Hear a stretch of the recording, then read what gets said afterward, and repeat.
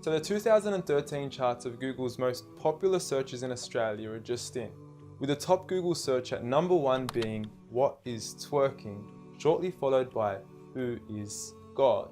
Now, on saying this, I don't think you have to be a genius to figure out which of the two questions is more important to be asking Google. I mean, one could potentially explain the reality of our existence, while the other would potentially leave us scarred for the remainder of our existence.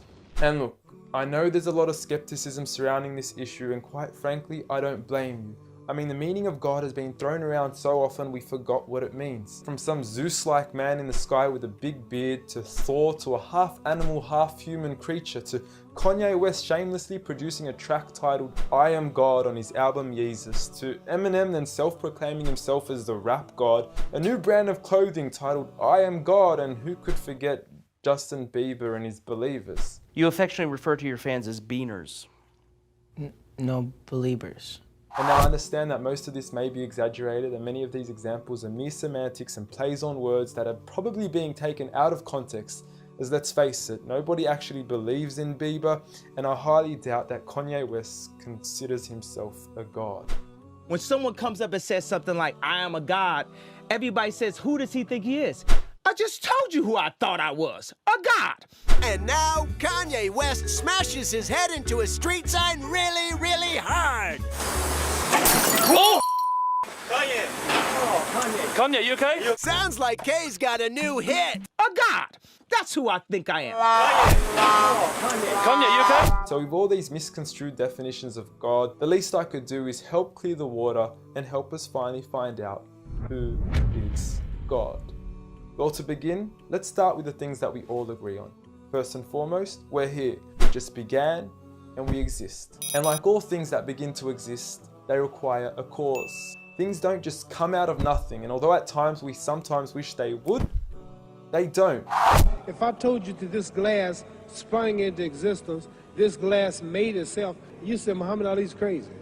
So in saying that, knowing the cause of us is crucial to understanding who God is. Although we are able to explain that we did have a beginning, as many leading cosmologists have affirmed, we are still left unanswered as to what was the cause of our beginning. And before you lash out saying, "Oh, but we can't see what happened before we began," or "you can't prove there was a creator," we say quite openly, neither can you disprove a creator. And by observing the reality of our world and our existence, its order, its structure, and the systems, I see no reason not to believe in a creator. But then one may ask, where did this creator come from? What was the cause of him? And it will go on forever and ever, which would most probably lead to us never have ever been created. So for God to exist, he must exist without a beginning, therefore not requiring a cause, making him eternal. He should also be transcendent from his creation and not bound by any of the realms he had created, whether it is time, space, or matter. For instance, when Steve Jobs makes an iPhone, he doesn't become the iPhone, he is separate. And of course, we could also argue that he is one. This makes the most sense, and it would also avoid any potential conflict between two disputing all-powerful gods with conflicting interests. But we still don't know which God is he. Are you Zeus? Are you Thor? Are you Yahweh? Well, if you agree with everything I've said up until now, you will realize that each of these gods don't fit into our established criteria of who God is. They are all created beings, they are not eternal, they have not created anything, they are dependent, and they require sleep, rest, oxygen, and food. So who is the one and only true God? I present to you a God who is one and only, eternal, exists without a beginning, who was uncreated, requiring no cause for himself, yet being the absolute cause and creator of everything else. Allah. A simple definition of God that is logical and rational. There is nothing like him, no man, no creature, nothing imaginable. He is the one who is perfect, although I don't like using the word perfect because our understanding of perfection would never encompass his true essence. He is in control of everything, whereby nothing can harm us unless he wills it. He is the all-knowing, the all-hearing, and unlike our friend Kanye, he is the all-seeing. Many of us would then argue that although these verses do provide a logical and sound concept of God, how do we know that these words are indeed the words of God? Well, first and foremost, the Qur'an isn't just any book. It was revealed over 1400 years ago as direct revelation from God to the final prophet Muhammad, peace be upon him, and was sent as the most eloquent piece of literature to before mankind. Revealed at a time where poetry was rife and to a population housing the best of poets, only to leave them speechless and at a loss for words. Now, what is important to note is that the Qur'an doesn't fit in any of the known classes of poetry nor prose. Rather, it is a fusion of both that even to this day shake the hearts of Muslims and non-Muslims alike. It's almost trance-like. You can hear it's very euphonic. There's a lot of internal rhyme and end rhyme, and the rhythm is not predictable, and it's beautiful. Even to this day, the Qur'an remains incomparable and stuns humanity with its accurate references to science and history, from accurate descriptions of the human embryo to historically accurate references to the different rulers in the different Egyptian dynasties. And no matter how many times people will try to discredit the Qur'an on its authenticity, it remains standing. Will you please, at the very next science lesson, get some salt water, get some fresh water, and mix them and see what happens?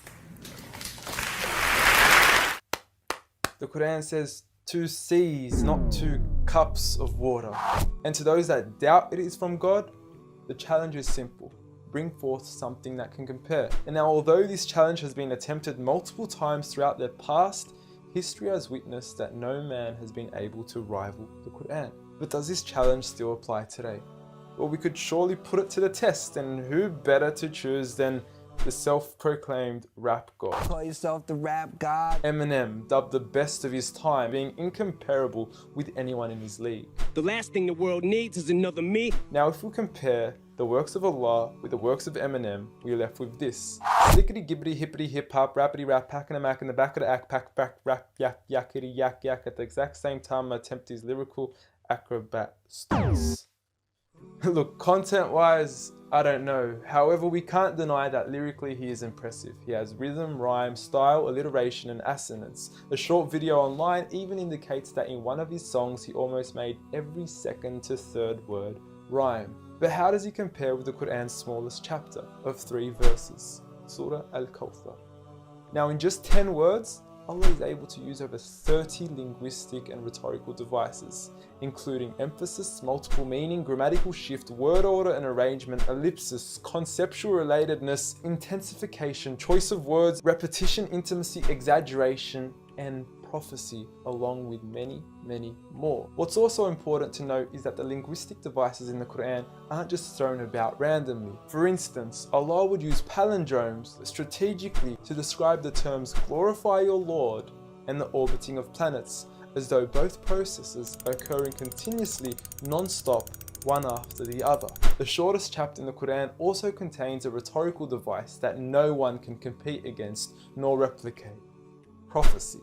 At the end of the first verse, Allah promises Muhammad, peace be upon him, that he would be given abundant good at a time when he was at one of the lowest points of his life, with a small amount of followers and low social status. He had even just lost his son, and his enemies were taunting him with cut-off lineage and progeny, yet Allah was promising him abundant good at this time. Such was the prophecy of the Qur'an, and we certainly indeed see its fulfillment today. With the Qur'an being the most recited, memorized and practiced book across the entire world, with over 1.6 billion followers today from all walks of life.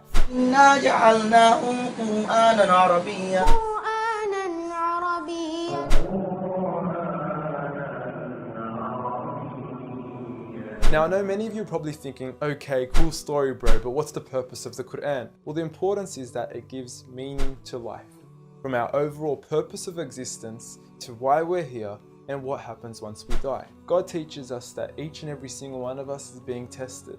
We weren't created for mere play, we were created with a purpose, and that is to be obedient to God and His rules. Those who believe, there is reward, and those that don't and are arrogant, there is a punishment. And look, I apologize for trying to squeeze all this into one small video, but I've given you everything you need to know who God is and why we are here. So read.